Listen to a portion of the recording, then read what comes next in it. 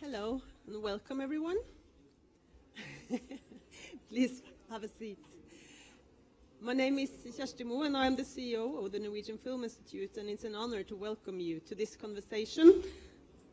And we are here to discuss a topic that is very close to my heart. And we are gathered here at a very pivotal moment. Around the world, the conversation around equity in film is shifting. As DEI efforts are being scaled back in some places, we are reminded that progress is never guaranteed. It must be protected, nurtured, and advanced. And we, here in Europe, we must take the lead. And that is why the Norwegian Film Institute has taken the initiative to host this panel. We believe that the future of cinema must be inclusive, not just because it's the right thing to do, but because it's a source of strength. Inclusion fuels creativity. It expands our perspectives. It deepens the quality of our storytelling and ensures its relevance in a rapidly changing world. We are here because we believe that diversity is not a challenge to overcome. It is an opportunity to embrace. An opportunity to build a film culture that reflects the richness of our societies and speaks to audiences everywhere. Inclusion is good for business.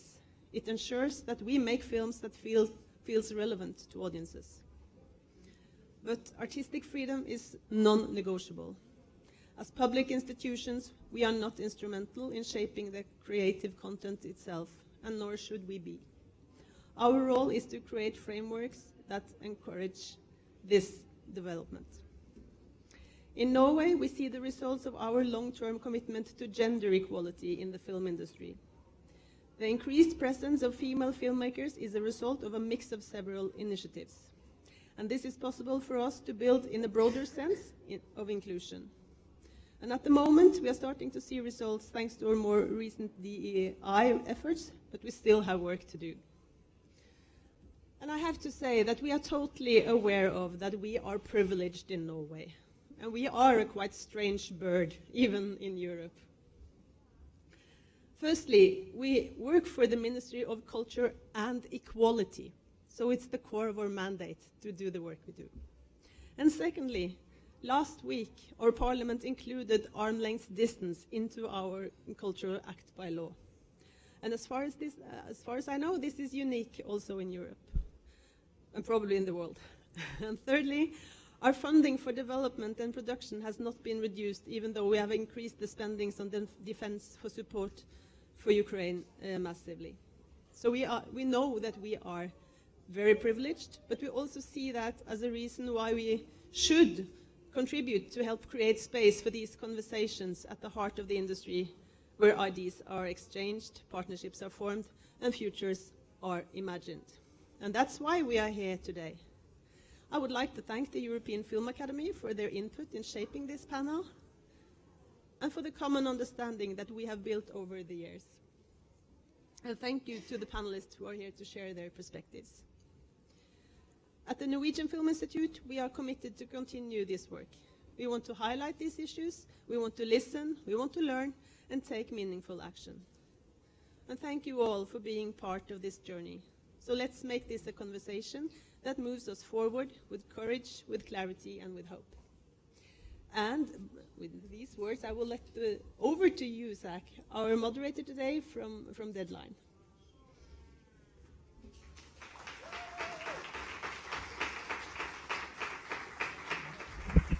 Can you hear me? You can hear me now? Okay.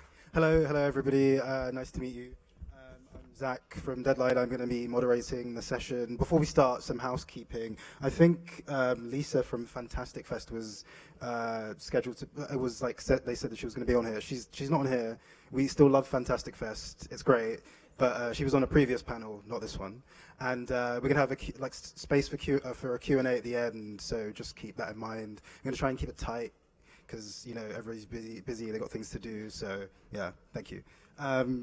So to start, I guess maybe I'd ask my wonderful panelists to say who they are and what they do, just so everybody has an idea. Would you like to start first, Tamara? Sure. My name is Tamara Dawit. I'm an Ethiopian-Canadian producer, and I'm also a inclusion and policy consultant in the screen sector. Hello. Hi, my name is Victoria Thomas. I am based in the UK. I am a filmmaker and also an academic. I run the Masters in International Film Business program at London Film School and also lecture in media and creative industries policy at Queen Margaret University. Hi, Matthijs Wouter-Knol, European Film Academy. I'm with the European Film Academy since 5 years, and in that role I've also been working together with the Norwegian Film Institute and with many others in Europe. And I guess I already introduced myself. Yeah, you. and that's a great starting point, because we're here because of the Norwegian Film Institute. And I guess we're sort of shaped around the news that you guys had that, the films that were funded by the Institute, 50% had women in key roles, key creative roles, which is, in short, I guess, gender parity. And I would really like to nail down on that a bit, to ask you, what does a key creative role mean? How do you define that, and how did you figure out those criteria? Were you speaking to industry and figuring out where women were, less represented? How did you get to that? Well, it wasn't the first time we had the gender balance. We've had that for several years. But regarding the key roles, this is nothing that we have come up with. This is also the roles that the observatory are measuring, and I think a lot of the institutes actually do. But it's the creative decisions made by screenwriter, director, and producer. So it's quite a lot of the decision making in between these three in the triangle. But I know that some institutes have also started to measure photographers, sound, etc. Because what we see on screen is there are many decisions taken by others than the three in the key roles. So that's interesting to look into. I know at least that the Netherlands has started to measure that. I wonder if you could sort of give us some concrete examples of sort of structural changes you made to allow this sort of parity between genders. Well, it started quite a while back, and it has been a lot of awareness work with the panels and discussions, and maybe not too much interest from the beginning. Is that from the industry? Yeah. Because maybe it felt like some restrictions somehow, but we have been really focusing on making it visible that this is opportunities. So we have had a lot of seminars, I have to say. And then we introduced also moderate affirmative actions, where when two projects are creatively have the same evaluation of quality, we can also have a look at the gender representation. And that has maybe been the most structural change. And we have done this for quite a few years, and nobody's questioning it anymore. So that's the most important structural thing. But we have also been very considerate on recruitment, because in decision-making roles that we have people with competence on inclusive matters, so that they are able to read projects in with different perspectives. And we have also had several talent programs with the bringing in. We have had both female but also other underrepresented groups. And lastly, I would say that our new talent program for first and second time filmmakers has contributed enormously to a more diverse representation. Sorry for being long, but there's a lot. No, that's what we're here for. We want all of the details. Matthijs, the European Film Academy has such a great, I guess, reputation, but I mean, it does a lot, which is forward thinking, I think. One of them being opening up the academy to include groups who are maybe historically underrepresented, like Romani filmmakers, for example, which was, I think, was that last year that happened, or the year before? No, we've been trying to do it actually for a couple of years already, but last year we opened up the representation within the board of the European Film Academy to 15 regions instead of a lot of people from Western European countries, and then a few, like 2 representing the rest of the countries. So they've been a bit way more equal, and I think that led also to people with living in those regions feeling that they were well represented, that there was a chance to be elected, that there was a part of, that there was a chance and a possibility to actually to decide in which way the European Film Academy, which is a community, you know, we don't have political power, we don't have a huge budget, but we do have leverage and we do have a representational function as to what does the industry stand for and where do we want to support and where do we want to speak out. Yeah. The thing about leverage is really interesting, and I always think about that when we talk about issues like this, because obviously at the Academy you work across Europe, so you're working with a lot of different institutes, different governments, and then you're working with the Norwegian government, interacting with them specifically. So how do you sort of like explain these things to people who maybe don't understand our industry specifically? You're sort of making the case for things that could maybe seem abstract to others, but are quite important to how we work as people in the film industry. Thanks for asking it, because I think many people would not really be able to answer that, so I'm happy to explain it a bit. The European Film Academy is basically an institution that, and don't be afraid that I'll like go from year to year, but we were founded in the 80s when the film industry basically was afraid to be absorbed by television, and cinema would not play a role anymore. So the filmmakers of the 80s said we need to defend European cinema against what, ironically speaking, seems to be an American threat. So that's what the start of the European Film Academy was in '88. Then in 1989, the Berlin Wall fell, so it was about reunification of Europe, East-West. And now we're almost 40 years later, and in a way, sadly, we're still fighting for the same thing, which is making European cinema visible in Europe. And it sounds strange, but everybody who lives in Europe knows that to have access to European films, if you're not working in the film industry and can go to Cannes premieres, is very hard, especially for films outside of your own country or that were not co-produced with your country. So as in a film academy, we're trying to unite everybody who works in European film to improve the situation. I think a lot of progress has been made, but in the meantime, we're not fighting against television anymore, but we're, you know, like it's streaming platforms, it's AI in the meantime. So it's really about making sure, and that has come back to the core of attention, the fact that cinema is culture, is European culture, and that if we want it to thrive and to have a future, we need to just say, okay, well, we fight for cinema and things will go on. At the moment, and in the world in which we live, and including, again, of course, the international dynamic, including the US as well, I think it's very important to say European cinema is a good that we need to really stand for and make sure that it is seen, but also that it keeps existing. So that's what we're trying to do. And I think that to be able to do this, we need to make sure that it's relevant for the audience. And the key for relevance is inclusion. So I think that to fight for also the legitimacy for public funding, also for film in the future, it's going to be challenging. And then if the audience is not relating to the films that are made, it will disappear. So this is interconnected very closely. So inclusion increases relevance, increases legitimacy. So this is quite to the core of the topic we are raising here today. Yeah. And I mean, sorry, did you have something? I just sort of want to interject because I think we have to be really careful about terminology. There's something very important happening right now in Canada, that the idea of what is Canadian content is being redefined and discussed. And I think that's interesting, Matthews, in terms of what you're saying about European content and, you know, what is the European industry, because Canada has always been very sort of protectionist against the US, but that initial ideation of what is a Canadian film was, you know, a white, middle-aged, straight man having an adventure.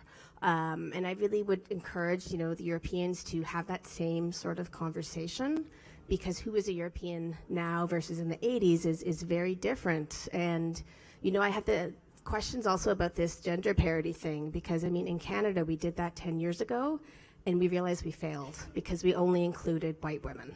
So I think with all of these things, we have to be very careful about the intersectionality. We have to collect the demographic information, even if Europeans are very nervous about that, because we have to really assess who is in the room, who is not in the room. You know, I think specifically in Norway, is it racialized women? Is it Sami women? Is it trans women? And have that information, because otherwise you're going to go down the same pitfall that Canada did, that we thought we celebrated, we've done these things, and then suddenly all these reports started coming out that we really effed up. So that's what I want to say is, like, please learn from us, because sometimes people think that Canada is doing everything perfectly, and we're not. We're learning sometimes from you guys, and I think there's this back and forth that's really possible.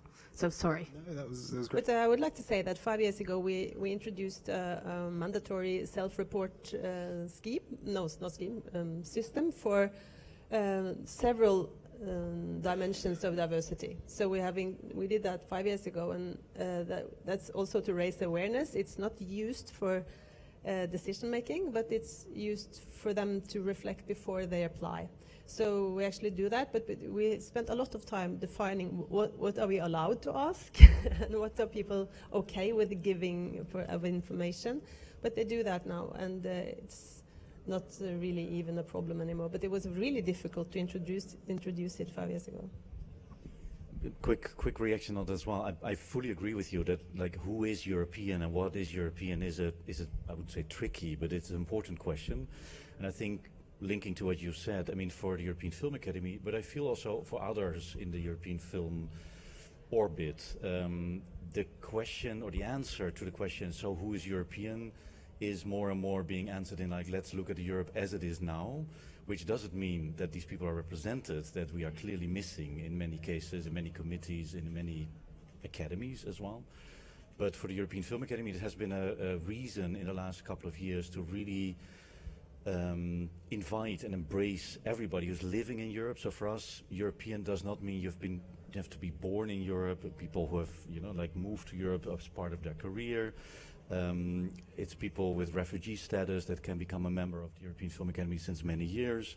So for us, the Europe of today is the Europe that we'd like to be represented, and that's also the Europe we'd like to be part of our shortlisted films, of our nominated films, of the winning films. And there's a lot of space to still fill and to do it better, I agree. I personally believe that if progress is made, it's okay to celebrate it, but I do agree that we shouldn't sit on our laurels and say, oh, we've reached it and so on, but it might be a great next step. And I do think Canada has been quite far ahead with a couple of things that in Europe we wish we would be as far in some cases. But you're right, we should be careful probably about those things. Sorry, I just wanted to add something as well. Just the concept of what's a European story. One of the things that we are doing at RTF actually is a couple of think tanks. And the very first one is that concept of what is a European story. And we're also mapping the European stories that we've funded over the past 12 months across all the film funds to just see what the emerging frames and patterns are. And we've just launched a database going on live asking Black and global majority owned production companies in Europe to actually register so that we can also begin to collect the data and give visibility. Because I think we all talk about this, but the question is, a lot of times decision makers will say, we don't know who these people are, we don't know where they are. And for a lot of people as well, when they don't see themselves represented in these institutions, they don't approach them for funding or support, even though they're eligible or they could actually join the European Film Academy. So just one note of progress of something that's happening, hopefully in 12 months' time, we would have a database that actually gives visibility to these companies and the concept of European story, because the people who are culturally dual are developing stories that would be typically European. You know, last year Germany's entry to the Oscar was the Seed of the Sacred Fig, which was not shot in Germany at all. The previous year, Belgium's entry was Omen, which was very much a Congolese story. The previous year, the UK was Winners, which was very much an Iranian story shot in Iran, but that was because the producer and director from Uzbekistan and Iran lived in the UK and Scotland. Oh, wonderful. Talking about the US, like you say, you're not fighting television anymore, but you might be fighting America soon. Sorry, you work in Canada, and I guess maybe you work the closest with the US out of the people on this panel. And I wondered, with everything that's going on, have you like noticed a specific shift in your relationship with filmmakers in the US or filmmaking in the US at all? I mean, maybe I'm closer to them, but I really don't pay attention to the Americans. I think I really follow closely Canadian policy because that's what affects me as a producer in terms of financing. I only produce African content, so I follow what happens in Africa. You know, I follow what happens in Europe in relation to how I can co-produce with Europeans. But the States is like some other system that I don't understand, and I think, you know, the person down there makes a lot of radical statements that if we spend too much time focusing on, we get completely distracted from the work we need to be doing. But away from like the sort of blubbering about tariffs and whatever, which is probably not going to happen, like the shift of like moving away from inclusion, which is, I mean, filtering through the way that companies work, like the way that Disney works and the way that Apple works. I guess it's in some way going to have an effect on the things that we see on the screen in a few years, I'm assuming.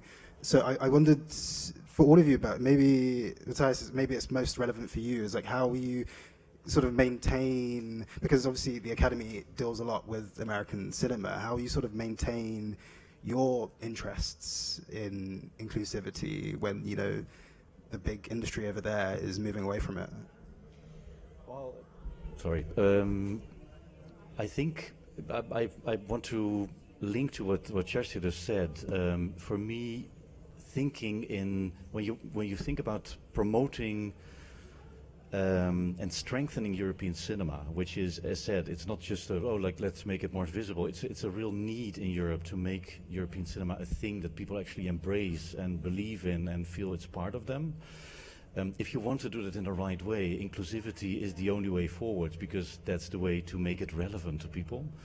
So inclusivity is not a choice as in like, who does it fit at the moment? Is it politically clever or not? For me, it's a thing I believe in with my DNA because of experiences I've made and seen, and also because I feel that, you know, if something you try to give to people is not relevant to them, it just doesn't make sense. So long story short, inclusivity and diversity and inclusion, including the policies around it, which makes it very formal, but basically it's about like, who do you work with and who do you give a platform, and which stories would you like to be seen by everybody, is something that's intrinsically linked to the work that we do as European Film Academy. So for me, even though I see that, of course, companies are impacted, or the press reports about we see an influence here, and even European-based, US companies, you know, I take note of it.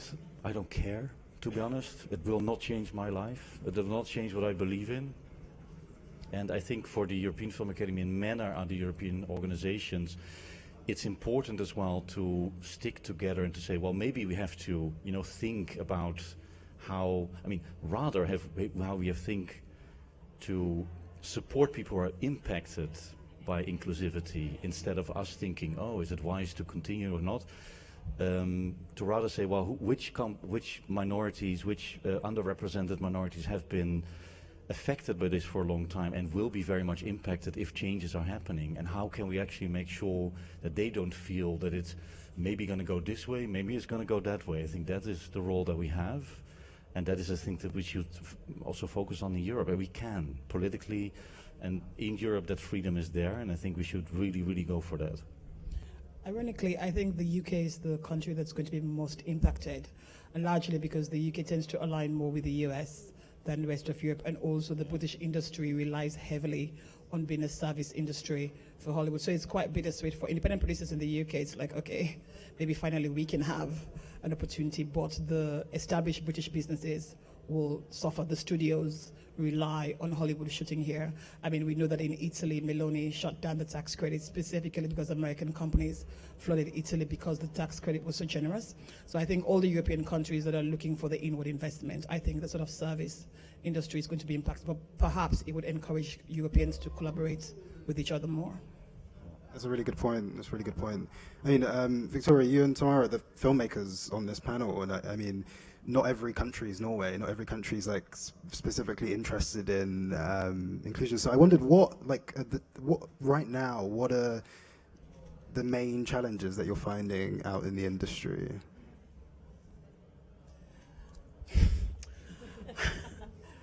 How much time do you have? We have 45 minutes. Yeah, I honestly, I don't think the challenges have changed much.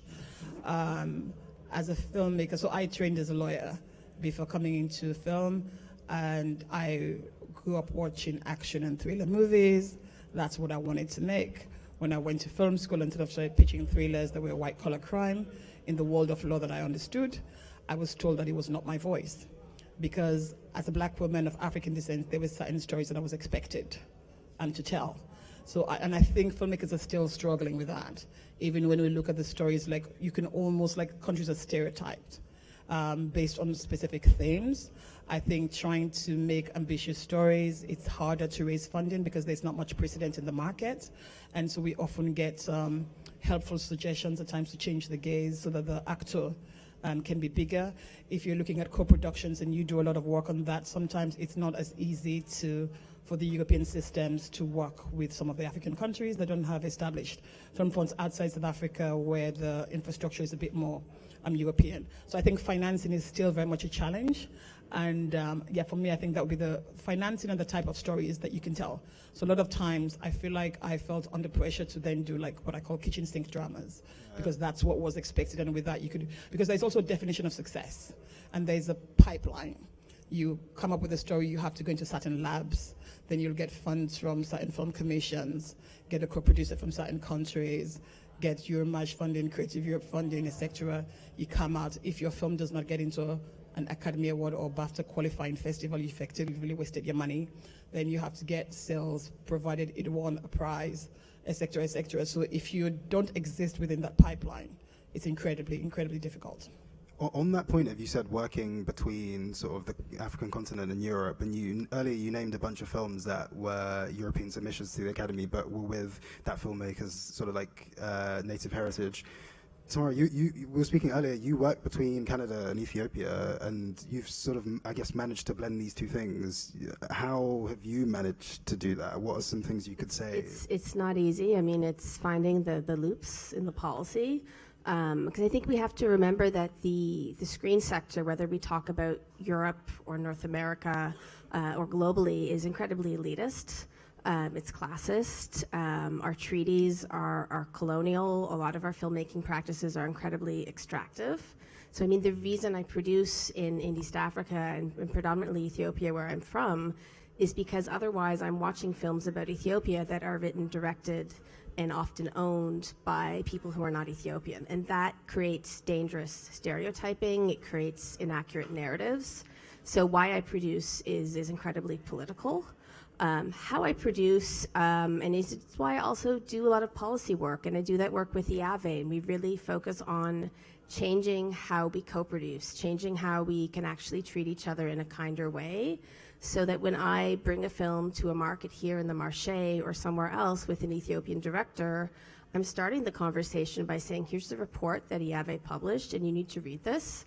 And if you're not on board about making sure that the Ethiopian creator also has a strong ownership and recoupment and has creative control, we're not going to continue that conversation. So that will scare people off.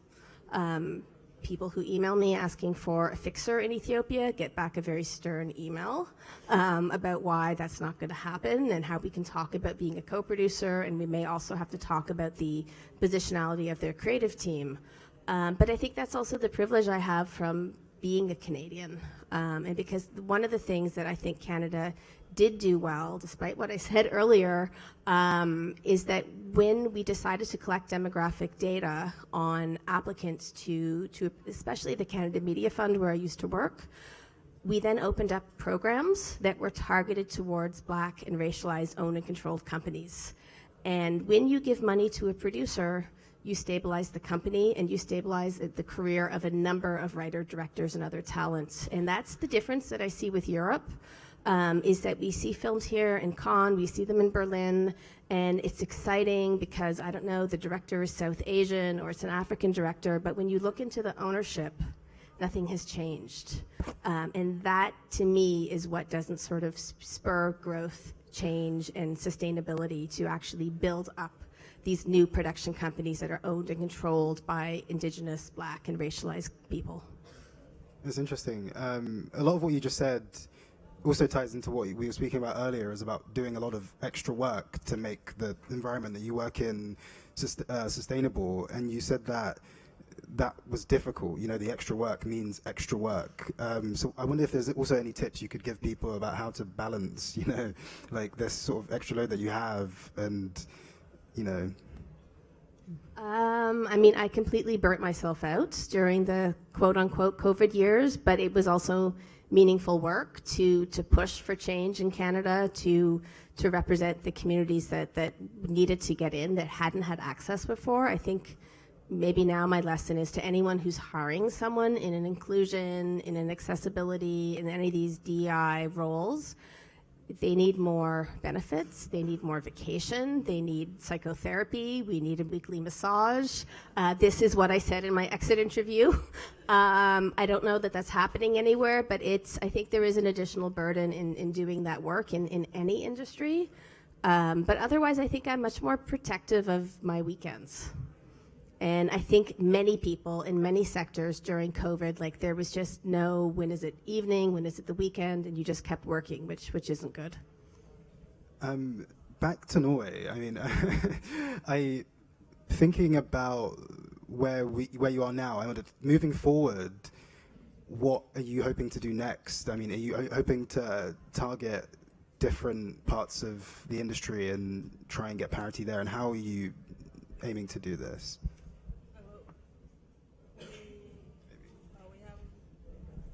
Turn it off. I think maybe the battery is out. Is it? Yeah. Well, we try to build upon the experience we have from the work on gender, and I have to say that we are much more in an early phase on the different perspectives, other different perspectives of diversity, and the awareness building has been important, and we also did a talent program for other underrepresented groups where we had different groups represented and they worked together over 18 months, and we see that they continue in the industry and come up with really strong projects. So it's also about qualifying and helping them into building networks that they can move on. We haven't launched any moderate affirmative actions on other types of diversity, and I don't know if we are going to do that either, because I think we have moved into another phase of awareness in the industry, that they see that it's opportunities lying here, and I think that's what we missed earlier when we talked about what's happening in the States, that we actually see that it can be really good for business to be best on diversity. So I think that Europe should really take the lead and show the world that this is the way to go forward. And I think that's what gives me hope for the industry in Norway, is that this is becoming more of something we do, and that's obviously an opportunity, and that it will kind of develop more naturally, because the next generations, they are much sharper than we are. So they see the opportunities in a different way. So you can have it. Are you back? Now, I want to add something to it, because I think Norway has a very specific situation within Europe as well, and Europe meaning outside of EU Europe including, because there is, you have indigenous population in Norway, and there is an independent fund for indigenous population, the Sami Film Fund, and I think, even though I know, the process of like how is that working within the country, the conversations that are going on with the Sami population haven't always been easy, but I think it's quite remarkable. I think there is the Sami Film Institute exists like almost 15 years, And if you see that in a European country where there is a structure for film, but there is also the possibility for the Sami Film Institute to create its own space with the sometimes complex conversations going on, building a Sami a community, working together with the Norwegian Film Institute one way or the other way, is quite an exceptional situation that I think in many other countries, I mean, there's not a lot of indigenous populations as the Sami in other countries. But when I look, for example, at the Romani population or a Kurdish population in Europe, there is no infrastructure, there's no working together. So in that sense, I think there's a lot of things to learn that probably in 10 years from now we'll sit here when there is another film institute, for example, promoting film of Roma filmmakers, might say, well, don't make the mistakes, or learn from the sometimes a complex process that happened in Norway as well, but where a lot of progress was made. And I want to commend you and also the Norwegian Film Institute and that on being open to that. And I think that's important to mention as well. Well, we concluded some years ago that the biggest gap was the Sami, actually, that it was very, very few Sami films being made. So we decided that we will actually give high priority, and we have done that for several years now. And there's a lot of great Sami films coming out. So we work very closely with the Sami Film Institute, and I don't really see, I see it as a richness for us all that we have been able to do that, but it goes back to looking ourselves in the mirror, saying we have done too little, and then we prioritized it really well. But so I mean, the whole world benefits from it, and that's the point. That the richness in the stories, they travel also very well, and resonates with the indigenous people all over the world, and others also, so of course. Can I add something maybe from the Canadian perspective? Because I spent time this year in Norway with the International Sami Film Institute training. And for me, it was very eye-opening because I felt that there's such a gap between what's happened in Northern Europe and how the indigenous population is supported compared to what's happened in Canada. And I just think, like, there's so much more to be done, and I think there is an importance on, you know, even having a conversation like this today, someone should be here from ISFI. I just don't know if this is, you know, sponsored by Norway. I think that type of inclusion is the first thing to start with. And you know, we funded the Arctic Fund from Canada, I think before the Nordics did. So I think this is the other area where I encourage more funders to have closed-door conversations and learn and share. You know, in Canada, the Indigenous Screen Office is now getting funding directly from the government because of their sovereignty, because it doesn't need to go through all of these channels. And I think, you know, in all countries, we have to look at who are the populations who are under-participating, who have access barriers, and really take the time to with humility, step back and find what are the things we can do, because even in Canada, we're not doing anything at all, in my opinion, but we're doing so much more than Northern Europe. And for me, I just was not expecting that at all.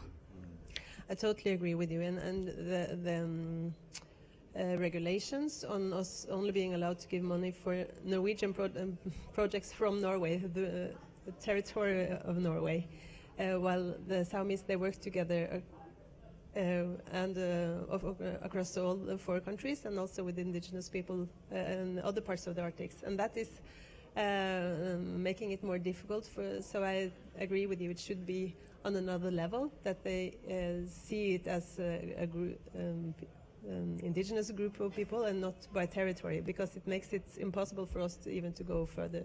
But I'm very happy for working with the International Sami Film Institute, and it's been also with them Anne-Laila entering the European Film Academy.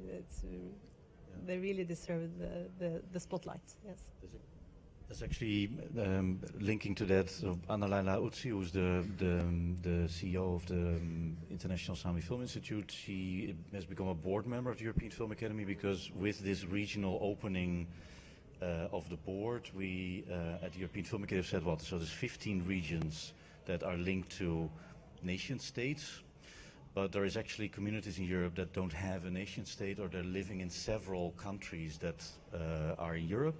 So the Sami are one of them, and they have their board seat in the European Film Academy, and the Roma population of Europe has the same situation, even living in more countries.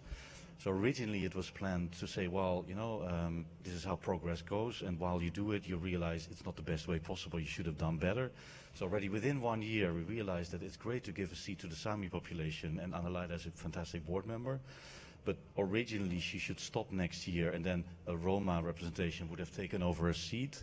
And we realized that's not okay. I mean, why would minorities have to switch seats where the rest of Europe actually can just sit on their French or Dutch or Norwegian chair? So we've actually changed that. This is not published yet, so that's a bit of a scoop. But the Sami will have a permanent seat in the board of the European Film Academy, and the Roma as well from 26 onwards. Yeah. Oh, that's awesome. That's awesome. On that point of like indigenous communities, I mean, like what did you learn about reaching out to people in this process of broadening the scope, and yeah, what have you learned? And was it difficult to like reach out and be like, hey, like, you know, we're the European Film Academy, are you interested in being a part of it? You know, what was that initial interaction like? Well, with the Sami, it was not difficult because the Sami International Film Institute has supported the European Film Academy financially for quite a while, as the Norwegian Film Institute is doing, and many of the institutes do. They're small symbolical amounts, but they really sort of like show the support and the acknowledgement for the work of the Academy. Through the Institute, we've reached out and said we think this is important, we are considering this. Obviously, they also asked us if this would be a possibility.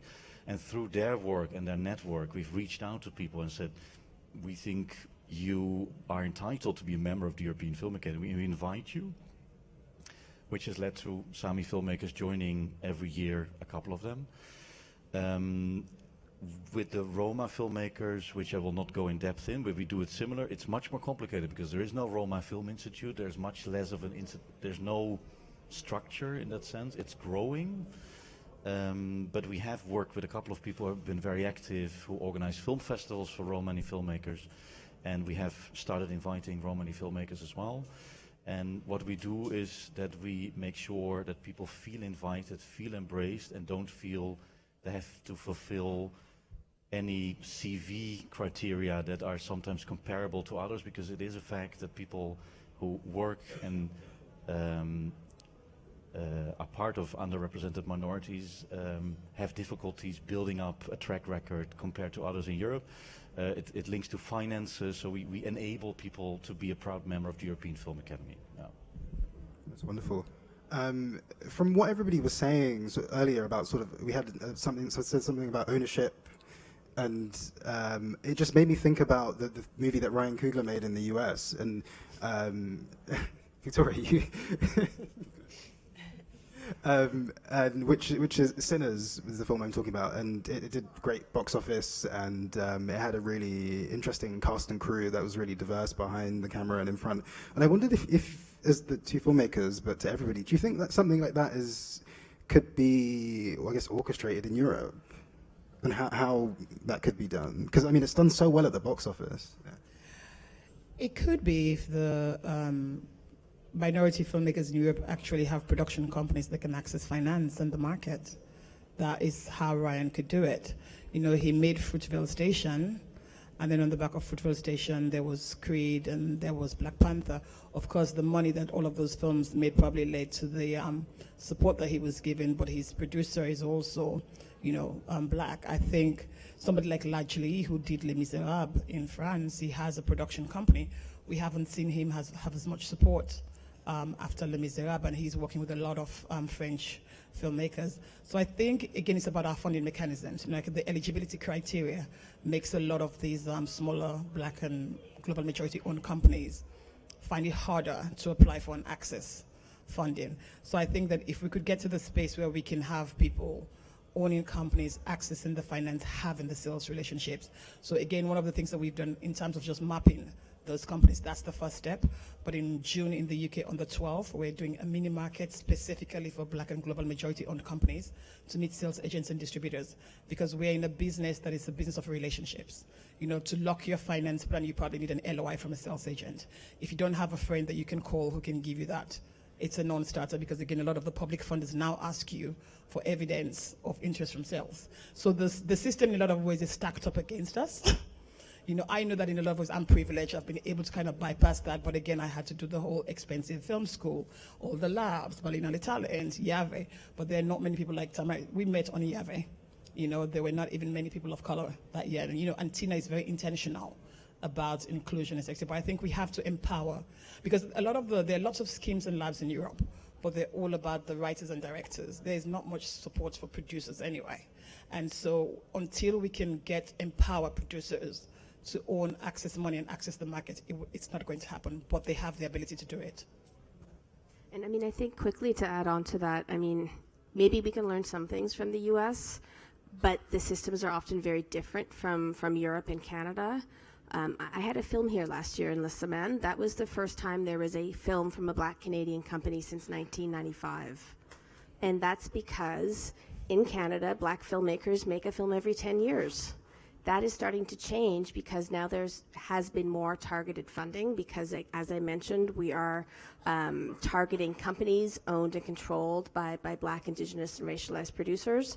So that's speeding up, and then we're getting the money. We're not getting the baby amount, which is usually what goes to those communities. So you make a film for $200,000, and it's probably not good enough to go many places. But I think as people are given more money and real money to play with to make films and have the support through their funding agencies to go to market, that's how you also start to see a change, because then people have a career, because it's not really a career to make a film every 10 to 12 years. And I'm kind of interested in the point of film schools that you mentioned, because obviously you work a little bit with the London Film, Yeah. London Film School. And what do you think could be done at that sort of like tertiary education stage to really kickstart filmmakers to be aware of these kind of things, producers, writers, direct? Like, what do you think should be done? Who do you think they could be engaging with? You know. A lot, but I would argue that it's not the actual filmmakers that need the education, it's the actually faculty in the film schools and universities. And I say this, I say this as somebody who went to a film school, a traditional art college and a traditional university, and who now lectures across film schools and traditional universities. And I am surprised at how much film schools are not interrogated in this diversity conversation. I can assure you that all the institutions that I work at have an EDI policy. In fact, I can't think of any foyer that doesn't have an EDI statement as you walk in. What is different and how that is implemented are the people that work in these spaces. As a film student, I never saw a lecturer that looked like me. All the films that I was shown that were classics and good films, when they had Black people, it was often Black people in blackface. When they had women, they were often hypersexualized. And so when I became faculty, I was very intentional about making sure students don't have the same experience that I had. But I can also assure you that I face a lot of resistance. You know, in the departments, if you try to change the films that we show, there are lecturers that don't like it, and they have what they consider classics. So I'm very intentional every year about making sure when I choose my viewing texts, they're all from different countries. They're from countries all over the world in different languages. I was very intentional about bringing in different visiting lecturers and mentors, that there's gender diversity, there's racial diversity, there's accent diversity, there's class diversity, there's regional diversity, which is quite important in the UK. But I can also assure you that there's a lot of resistance when I do that, because there's some people who get really upset because it means there are less hours for them to employ their friends, right? There are also Black students who struggle with some of the viewing texts, and I speak up about it, but there are also professors, white professors, who don't like it. And even within the classroom, there are minority students that struggle to be accepted by the rest of their colleagues. We also see some of the tutors that come in align very quickly with some of the students over others when they're doing their projects. So like, I have also not been intentional about finding mentors that are really tailored to the students intention. Because again, you can see them be brilliant students, but when they leave the schools, the ones who get employed first will always be the white men who are British or American. So, and I don't think film schools often recognize the power that they play, because a lot of people also come from the industry where this is normal. So for me, I think I've been quite disappointed that all of the diversity conversation has been attacking the awards, attacking the producers, but actually, I think film schools, that's really the place that needs the disruption. Cool. We're going to open up to some Q&A right now. If does anybody have a question they wanted to ask? Yeah, I mean, either. Okay, cool. Have we got another mic? If not, I'll just jump down. Another two. I can borrow your. No, it's more of a reflection and a thank you. And I thank you, Kersti, for saying that inclusion is relevance. And thank you all for sharing so good thoughts. You're really smart and good people. But I have a reflection. And in a way, you a little bit touched upon it, Victoria, because I worked a lot with gender equality. And I got so sick and tired of looking at women as people who lack something to access a structure. And I hear a little bit the same, that we need to give you something so you can get access. And my mantra is, what would happen if people get space and resources? And then the thing that is a little bit hard to say, but when will we address the problem? Because diversity is not a problem. It's an opportunity, as you said, Kersti, but so what is the problem? And of course, when we will start to talk about a white-centered world as a problem without panicking, a grown-up conversation about the problem, I'm really longing for that. And I'm not sure I dare to start it, but I really want that to happen, that we very calm, dare to talk about that. The white-centered problem. Is that a question? Could be. Anybody else have a question or statement they would like to make? Can I answer that quickly? Just because I think, one of the big elephants in the room we don't talk about is this worry about scarcity. And that's why there's, pushback in the US about EDI and all these things, because someone's worried that I'm going to come and take something from you, instead of having the mindset that when more people come around the table, more stuff is produced. There's abundance for everyone, and that, me giving you money so that you do your thing isn't taking from me. And I think that's like a different mindset and a different way to think about things that makes people uncomfortable. And I think that's part of the conversation that you're pointing to that we're not talking about enough. I think also if you go back to the Ryan Coogler example, one of the things that America doesn't have that Europe has is public funding. So in America, there can be an element of meritocracy, because if you make money, then the only color that people see is green. In Europe, we are fortunate to have public funding, but what then means we don't necessarily have entrepreneurs managing public funds, and they make very personal and subjective decisions.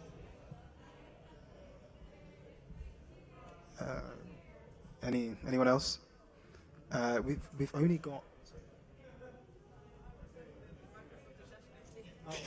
Did you want? Okay, cool. We've only got like 3 minutes left, so I'm gonna end if nobody else has. My final question would be: after everything we've spoken about today, I mean, what are you hopeful for? In terms of European cinema moving forward, European cinema and inclusion. That we no longer have to talk about it. Yes.